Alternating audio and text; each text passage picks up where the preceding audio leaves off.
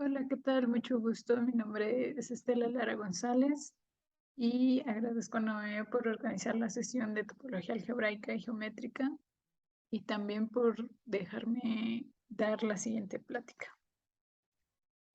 Ok, y va a tratar sobre K-teoría y el invariante de Hopf cuando es 1. Y el orden de la plática va a ser el siguiente. Me gustaría motivar primero con algunas preguntas y al mismo tiempo eh, introducir un poco sobre K-teoría topológica respecto a haces vectoriales y secciones y después pasar al invariante de Hopf cuando es 1. Y bueno, primero, ¿qué es un álgebra de división? Es un espacio vectorial sobre los reales y considerando una aplicación NU de este tipo, donde esta aplicación también es conocida como multiplicación.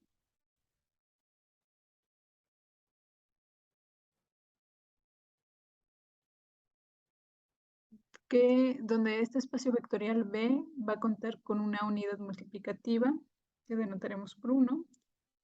Y además en este espacio vectorial se va a cumplir la siguiente condición.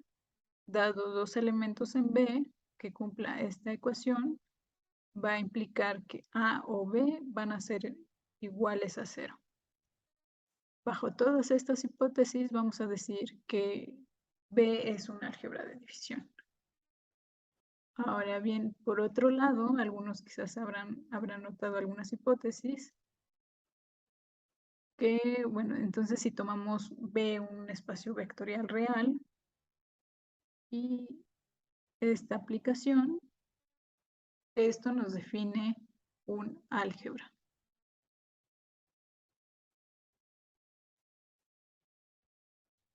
Y bueno, un álgebra también puede cumplir otras propiedades como el ser asociativa, si se cumple esta igualdad, y también podría ser conmutativa si se cumple esta segunda igualdad. Es decir, al intercambiar el orden de los elementos y aplicarle la NU, entonces debe de coincidir. Y bueno, ejemplos de álgebras de división. El primero es tomar los reales con la multiplicación usual. El segundo es tomar los números complejos denotados por C y denotados por C. Recordemos antes que entonces los elementos aquí son de este tipo A más BI, donde A es la parte real y BI es la parte imaginaria.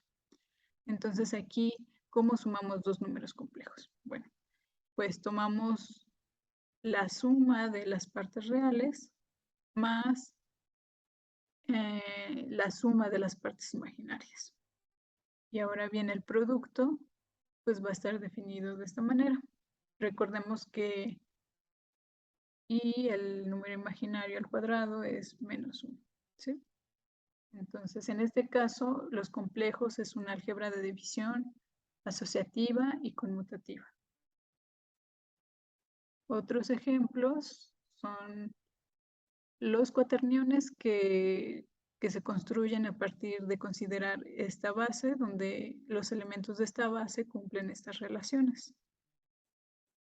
Y bueno, los elementos construidos a través de esta base los vamos a denotar por H y van a ser de esta forma, como Q más BI más CJ más DK. Y bueno, resulta que este espacio vectorial es un álgebra de división asociativa y no conmutativa. Bien, ahora si tomo un cuaternión, puedo considerar el conjugado, que sería de manera análoga como los complejos, tomar ahora A menos BI menos CJ menos DK. Bien. Y también tenemos los octonios, o también conocidos como números de Cayley, que denotaremos por O, y va a ser un subconjunto del producto cartesiano de los cuaterniones bajo las siguientes operaciones. Entonces yo tomo dos octoniones, y entonces la suma va a estar dada de esta manera y el producto de esta manera. Por eso antes definí Q conjugado. ¿Okay? Y bueno, resulta que los octoniones van a ser un álgebra de división no asociativa. Entonces aquí ya mostré 4 estructuras que admiten una estructura de álgebra de división. Y bueno, estas estructuras son muy importantes en distintas áreas como física o en geometría diferencial. Y entonces en algún momento se preguntaron si hay más álgebras de división. Bien, esa es nuestra primera pregunta. Ahora pasemos a otro tema que se trata sobre H espacios. Y bueno, definimos un H espacio como un espacio topológico con un punto distinguido y decimos que X va a ser un H espacio si admite una multiplicación continua nu de este tipo, tal que cumple estas igualdades. Es decir, mi punto distinguido va a ser una identidad bilateral. Y bueno, ejemplos es tomar el conjunto de matrices invertibles n por n con entradas reales, donde para empezar, bueno, aquí este conjunto va a estar dotado con la topología inducida por la métrica euclidiana. ¿Sí?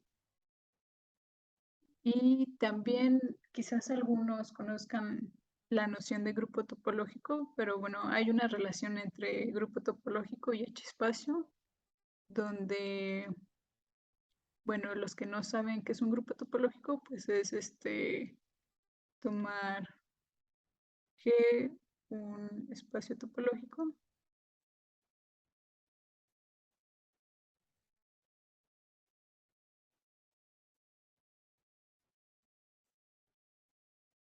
que admite también una estructura de grupo,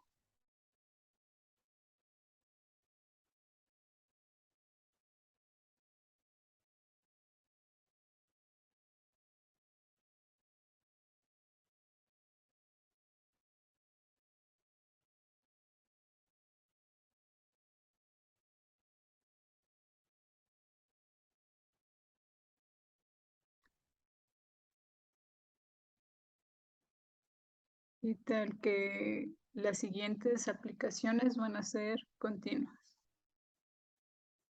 Y que va a ir del producto de G con G,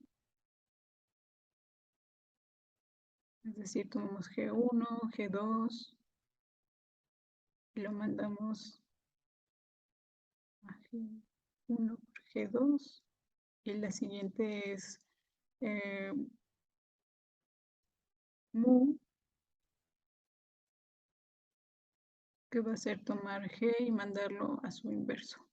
Recordemos que G tiene estructura de grupo, entonces estas dos aplicaciones deberán de ser continuas. Y bueno, un H espacio es una noción más débil que un grupo topológico porque no le están, ya que no necesariamente se cumple la asociatividad y el que tenga inversos. Bien. Ahora, ¿qué es una n-esfera? Pues va a ser un subconjunto de Rn más 1, donde todos los puntos se encuentran a una misma distancia de un punto fijo. Es decir, es este conjunto de puntos tal que cumplan esta igualdad. Entonces, ahora nos preguntamos qué esferas admiten una estructura de H espacio. Y bueno, en general, antes de pasar al siguiente tema, me gustaría recalcar que estas estructuras de H espacio son importantes en topología algebraica. Entonces, esta pregunta también fue un problema en esta área. Y bueno, continuaremos y ahorita veremos si tiene una respuesta esta pregunta. Ahora bien, me gustaría introducir haces vectoriales a través de dos ejemplos. El primero, consideren el círculo unitario y sobre este una proyección, bueno, una aplicación sobreyectiva. Y arriba quiero que piensen que está S1 cruz R, es decir, un cilindro. Y quiero también que dado un punto X, la preimagen sea un espacio vectorial real. Ahora bien, si yo me tomo un abierto, digamos U, entonces su preimagen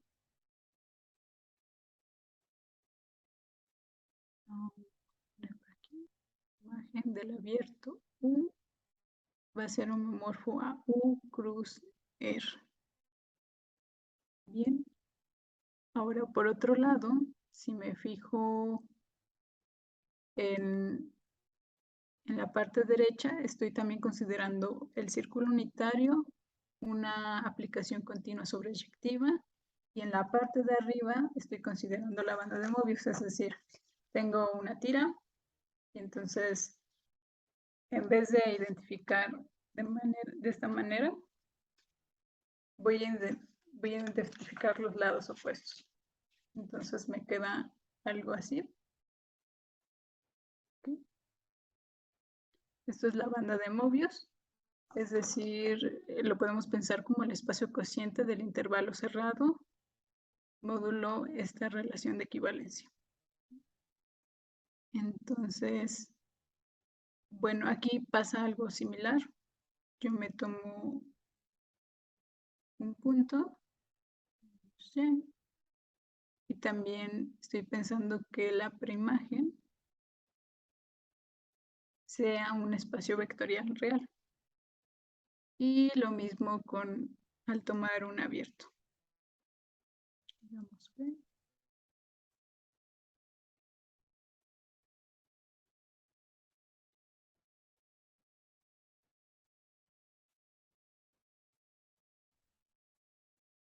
Hacer homeomorfo a B cruz.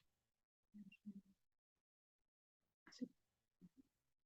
Entonces aquí, si se dan cuenta, me estoy fijando S1, una proyección, luego S1 cruz R.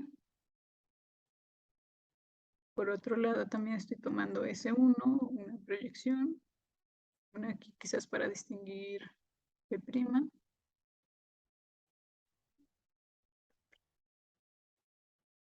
Y tomamos aquí la banda de Mobius. Entonces aquí estoy describiendo dos tipos de conjuntos donde no solo me estoy fijando en espacios que están en la base, bueno, en la parte de abajo, sino también en la de arriba y los estoy dotando con cierta estructura de espacio vectorial. Entonces, formalmente, así se define un haz vectorial topológico real. Yo me voy a tomar dos espacios topológicos y entonces un haz vectorial topológico real de rango n sobre B es una aplicación continua sobreyectiva de esta forma, tal que satisface las siguientes condiciones. Y bueno, la primera es que para cada punto sobre el espacio de abajo, tengo que la preimagen va a estar dotada con una estructura de espacio vectorial real de dimensión n.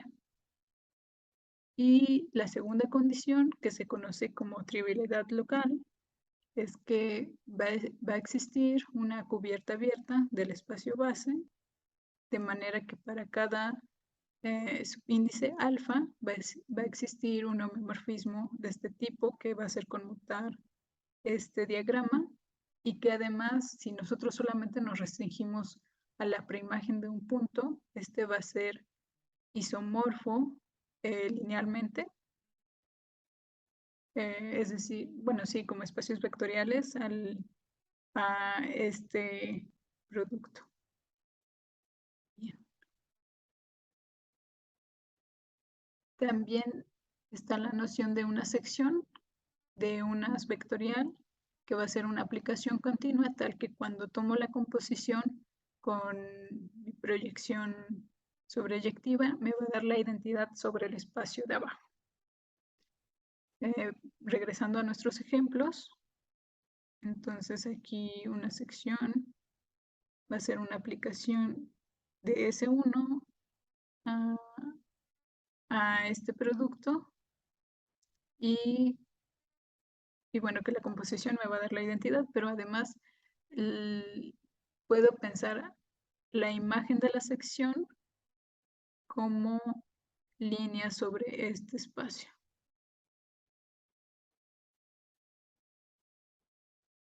Y en particular también se tiene secciones distinguidas que van a ser las secciones 0, que homomorfamente las podemos proyectar al espacio de abajo, es decir, en este caso a S1.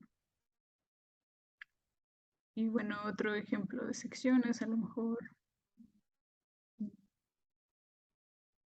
se prima y que quizás la imagen de la sección sea otra curva por aquí.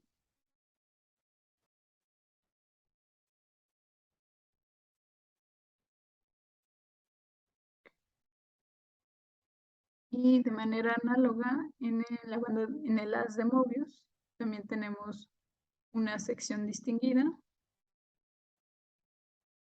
en la sección 0.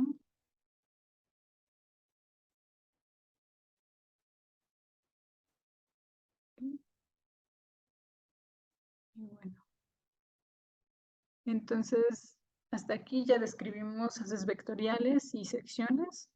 Entonces uno de los objetivos de la K-teoría es clasificar estos haces vectoriales. Y bueno, como se habrán dado cuenta en la definición, y bueno, a lo largo de esta plática va a ser necesario tener conocimiento sobre álgebra lineal, álgebra abstracta en el sentido de grupos, anillos y módulos, topología y categorías. Ahora bien, les quiero platicar sobre otro haz vectorial que se llama el haz tangente sobre Sn. Y bueno, primero, ¿qué significa, o bueno, qué es el plano tangente, ¿no? Entonces ustedes se toman un punto aquí, digamos X, y aquí tenemos un vector tangente y aquí tenemos un vector normal. Entonces aquí va a estar un plano que contiene a este vector. Entonces este plano es el plano tangente en el punto X de Sn, la esfera de dimensión n. Entonces podemos tomar el haz tangente de esta manera, donde el espacio de arriba va a ser la unión disjunta sobre todos los puntos en Sn. Y bueno, aquí nos va a interesar las secciones de estos haces y a continuación daré algunos ejemplos de secciones de haces tangentes de algunas esferas. Entonces el primero, si tomo las tangentes de C1, entonces una sección aquí que podría describir es la siguiente, también utilizando las estructuras que vimos anteriormente. Voy a tomar un complejo y lo voy a mandar ahí Z. También sobre la 3 esfera, tomo el haz tangente y tomo secciones aquí, SI, DS3, al espacio tangente, DS3, y con 1, 2, 3. Entonces, S1 va a estar definida así, pensando Q en los cuaterniones. S2 de Q va a estar definida por JQ. Y S3 de Q va a ser KQ. Entonces, aquí estoy dando ejemplos de secciones para el as tangente. Ahora bien, diremos que una esfera es paralelizable si existen cierto número de secciones, tal que cuando tomo este conjunto me forme una base para mi preimagen en el punto. Y bueno, esto va a pasar, bueno, esto tiene que pasar para todo punto en mi esfera de dimensión n. Entonces, la siguiente pregunta es, ¿para qué valores de n mi esfera de dimensión n es una esfera paralelizable? Bien. Y bueno, a continuación, ya que estamos hablando de esferas, podríamos considerar una aplicación continua entre dos esferas, tal que se cumpla esta condición. Y de alguna manera podemos asociarle un número entero, h de f, llamado el invariante de Hopf de f. La manera de definir este número puede ser por homología, cohomología y de otra manera. Pero bueno, no haré explícitamente esa descripción, pero lo que sí quiero que con lo que se queden es que resulta que cuando el invariante de Hopf de una función es igual a más menos 1, resulta que las preguntas que planteamos anteriormente tienen respuesta. Y bueno, esto está en este teorema que nos dice que va a existir una función de este tipo entre estas dos esferas, tal que su invariante de Hopf es más menos 1, solo cuando n es 1, 2 o 4. ¿Okay? Entonces, este teorema nos está garantizando la existencia de esta aplicación, tal que cumpla que el invariante de Hopf es más menos 1. ¿Y qué consecuencias tenemos de este teorema? Pues respuestas a nuestras preguntas. Resulta que Rn es una álgebra de división si n es igual a 1, 2, 4 y 8. Y por otro lado, las esferas, bueno, Sn va a ser un H espacio en este caso, y lo mismo, bueno, Sn va a ser una esfera paralelizable solamente cuando n sea con estos valores. Y bueno, antes de pasar a la siguiente lámina, me gustaría denotar por Beck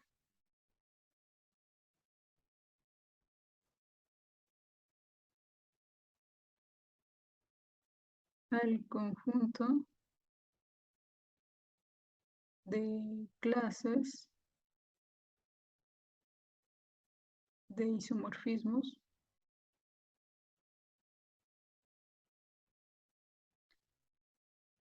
de la categoría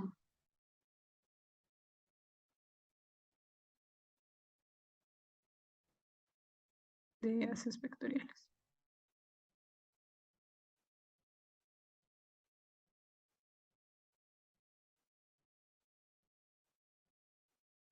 Sobre X. Bueno, les definí un as vectorial, pero también se puede definir morfismos entre haces vectoriales sobre el mismo espacio base, es decir, el mismo espacio de abajo. Y bueno, resulta que Beck, este conjunto, junto con la suma directa de haces vectoriales, es un semigrupo. Y de manera análoga como se construyen los enteros a partir de los naturales, yo puedo construir un grupo K de X, lo que significa, bueno, que va a ser la completación, junto con esta suma, va a ser un grupo, pero más aún va a ser un anillo con respecto al producto tensorial de haces vectoriales.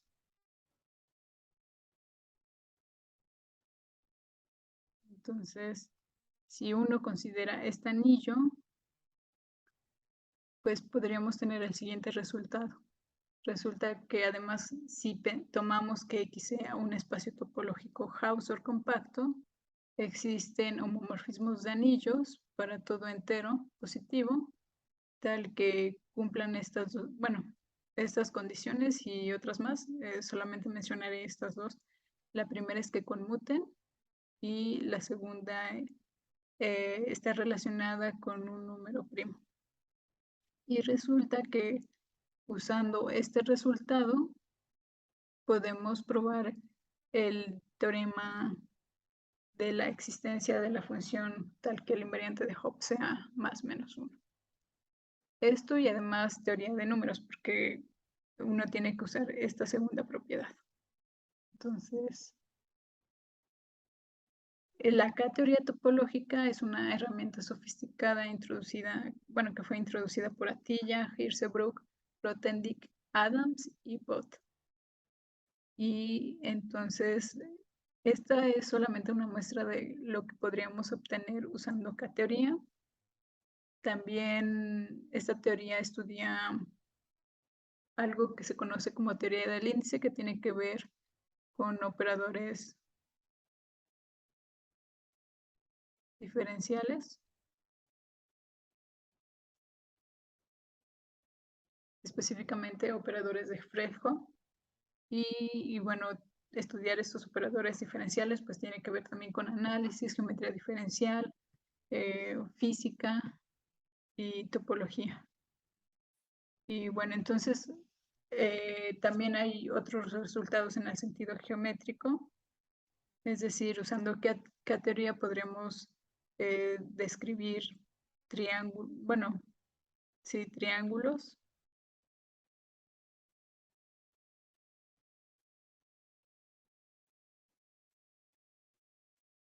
Triángulos en el sentido de considerar la suma de los ángulos interiores.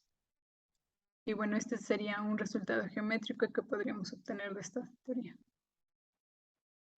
Y bueno, por último, mencionar algunas referencias. Para K-teoría recomendaría este libro y este libro de aquí. Y ya para, por ejemplo, estudiar H-espacios, podría uno revisar este libro de aquí. Entonces, dejo estos libros por si quieren algunos estudiantes ver más detalles. Y bueno, eso sería todo. Gracias y hasta luego.